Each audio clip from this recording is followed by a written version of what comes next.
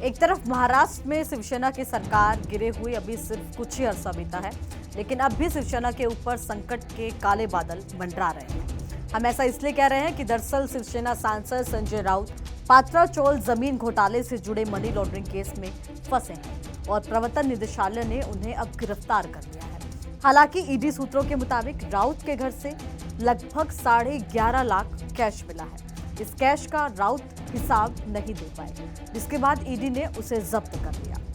संजय राउत के घर के बाहर दर्जनों शिवसेना कार्यकर्ता पहुंचे और धरने पर बैठ गए। वहीं संजय राउत का दावा है कि उन्हें झूठा फंसाया जा रहा है, उनका इस घोटाले से कुछ लेना देना ही नहीं है। वहीं इस कार्रवाई को राजनीतिक षड्यंत्र भी बताया जा रहा है। नमस्कार, बहुत स्वागत है आपका। मैं आपके साथ विशाखा चौधरी और आप देख रहे हैं JK24/7 न्यूज का डिजिटल प्लेटफॉर्म। नमस्कार, आप देख रहे हैं JK24/7 न्यूज का सोशल मीडिया प्लेटफॉर्म और मैं आपके साथ विशाखा चौधरी। दरअसल महाराष्ट्र में राजनीतिक उठापटक के बाद अब शिवसेना के ऊपर ईडी की कार्रवाई जारी है और हम बात वीडियो में आपको बताने जा रहे हैं कि जिस मामले को लेकर शिवसेना वर्सेस बीजेपी चल रहा है वो मामला आखिर है क्या। तो चलिए शुरुआत करते हैं इस वीडियो की और आपको बताते हैं कि क्या कुछ फिलहाल महाराष्ट्र में घटित हो रहा है। पात्रा चौल जमीन घोटाला क्या है, आपको बता दें कि पात्रा चौल जमीन घोटाले की शुरुआत 2007 से हुई। Maharashtra housing and development authority यानी कि MHADA, इसमें प्रवीण राउत, गुरु आशीष कंस्ट्रक्शन और housing development and infrastructure limited यानी कि HDIL की मिली भगत से ये पूरा घोटाला होने का आरोप है। वहीं साल 2007 में महाडा ने पात्रा चौल के रिडिवेल डेवलपमेंट का काम शुरू कर आशीष कंस्ट्रक्शन को दिया और इसी के साथ ये कंस्ट्रक्शन गोरेगांव के सिद्धार्थ नगर में होना था, लेकिन महाडा की 47 एकड़ जमीन में कुल 672 घर बने और रीडेवलपमेंट के बाद गुरु आशीष कंपनी को 3,500 से ज्यादा फ्लैट बनाकर देने थे।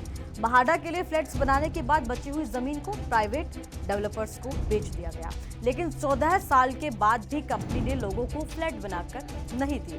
लेकिन अब सबसे बड़ा सवाल ये उठ रहा है इस मामले से कि आखिरकार किस तरह से इतने फ्लैट जो हैं वो बेचे गए। इस मामले से संजय राउत का क्या कनेक्शन है?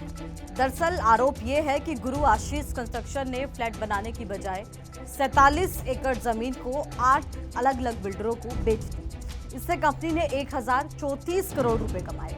साथ ही मार्च 2018 में महाडा ने गुरु आशीष कंस्ट्रक्शन के खिलाफ FIR दर्ज करवाई और ये मामला आर्थिक अपराध विंग यानी कि EOW को दे दिया गया। वहीं EOW ने फरवरी 2020 में प्रवीण राउत को गिरफ्तार कर लिया। बताया ये भी जाता है कि प्रवीण राउत संजय राउत के करीबी है। ये HDIL में सारंग वधावन और राकेश वधावन के साथ कंपनी में निर्देशक थे। साथ ही जानकारी के मुताबिक दोनों वधावन बंधु यानी कि PMC बैंक घोटाले के मुख्य आरोपी हैं और हालांकि प्रवीण राउत को कोर्ट ने जमानत दे दी, लेकिन PMC बैंक घोटाले के मामले में प्रवीण को ईडी ने गिरफ्तार कर लिया। और आपको ये भी बता दें कि प्रवीण राउत से जब ईडी ने गिरफ्तार करके पूछताछ की, उसके बाद इस मामले में सुजीत पाटकर का नाम सामने आया। ईडी ने सुजीत पाटकर के ठिकानों पर छापेमारी की। छापेमारी में कई अहम दस्तावेज भी मिले। साथ ही ईडी की जांच में सामने आया है कि प्रवीण राउत की पत्नी माधुरी रावत ने संजय राउत की पत्नी वर्षा राउत को एक लोन दिया। ये लोन लगभग 55 लाख रुपए का था, लेकिन बैंक से ये बिना किसी लोन के पास हुआ। बैंक से लिए गए 55 लाख रुपए से वर्षा राउत ने दादर में एक फ्लैट खरीदा। इस फ्लैट के सिलसिले में ईडी ने वर्षा राउत से भी पूछताछ की। हालांकि अब इस पूरे मामले में कई और लोगों के शामिल होने की बात भी सामने आई है। क्या इस घोटाले में संजय राउत की पत्नी और बेटी भी है शामिल? आरोप है कि महाडा लैंड डील में प्रवीण राउत को कमीशन के रूप में 95 करोड़ रुपए मिले। जिस सुजीत पाटकर का नाम सामने आया है वो ईडी ने छापा मारा और उसका लिंक भी संजय राउत से जुड़ रहा है। सुजीत संजय राउत का करीबी माना जाता है। इसके अलावा सुजीत पाटकर की एक वाइन ट्रेंडिंग कंपनी है जिसमें संजय राउत की बेटी उसकी पार्टनर है। हालांकि पात्रा चौल लैंड स्कैम में करीब 1034 करोड़ के घोटाले का आरोप है। इस मामले में संजय राउत के सहयोगी प्रवीण राउत की 9 करोड़ रुपए और संजय राउत की पत्नी वर्षा की 2 करोड़ रुपए की संपत्ति जब्त हो चुकी है। वहीं संजय राउत ने सारे आरोपों को झूठा करार दिया है। उन्होंने कहा कि मैं किसी घोटाले में शामिल नहीं हूं। ईडी ने गलत सूचना के आधार पर कार्रवाई की है। मैं मर जाऊंगा लेकिन न सरेंडर करूंगा, ना ही शिवसेना छोड़ूंगा और झुकूंगा नहीं। साथ ही महाराष्ट्र के पूर्व मुख्यमंत्री उद्धव ठाकरे ने कहा कि संजय राउत हिंदुत्व को लेकर अगर किसी में बोलने की हिम्मत थी तो वो बाल साहब ठाकरे ही एक मर्द थे। और साथ ही बीजेपी पर निशाना भी साधा कि जो हो रहा है वो गलत हो रहा है।